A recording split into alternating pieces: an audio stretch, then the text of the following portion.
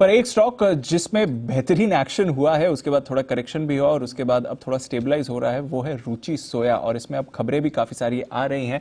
अनिल जी ने स्वामी रामदेव से बात भी करी थी और काफ़ी सारे डेवलपमेंट्स भी हुए। उसके बाद अब कुछ फ्रेश डेवलपमेंट्स की खबर लेकर आए हैं हमारे पास वरुण बताएं, रुचि सोया फिलहाल तो 5% के अपर सर्किट में दिख रहा है, क्या है यहाँ पर फ्रेश खबरें?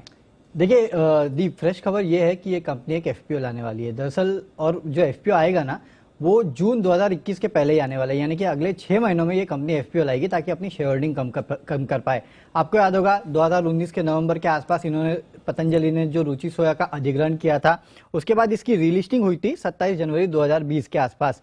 और इनफैक्ट इस कंपनी का यानी कि पतंजलि का रुचि सोया में करीब 99% के आसपास का हिस्सा है। रेगुलेटर के हिसाब से आपको अगले 2 से 3 साल में ये जो हिस्सा है कम करके 75% तक लाना था, यानी कि करीब 24% के आसपास की शेयर होल्डिंग जो है इनको डाइल्यूट करनी थी अगले 2 से 3 साल में। और उसमें से भी करीब 10% के आसपास की होल्डिंग जो है वो दरअसल जून 2021 तक इस कंपनी को डाइल्यूट करनी थी।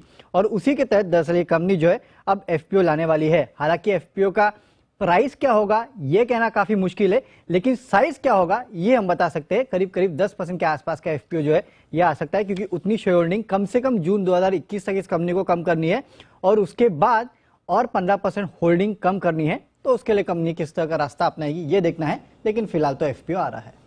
ओके, फिलहाल तो एफपीओ आ रहा है। तो प्राइम रीजन सिर्फ प्रमोटर की शेयर होल्डिंग कम करने का, और कोई रीजन नहीं, फंड रेजिंग की जरूरत ऐसे कोई नहीं है। ओके, तो ये है आपके लिए रुचि सोया, नजर रखिए।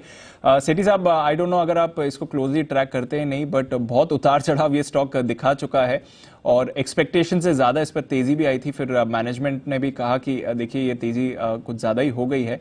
अब किस तरह से देखना चाहिए? स्टेक कम करने के लिए एफपीओ भी आ रहा है, एपेटाइट कैसी है इसकी?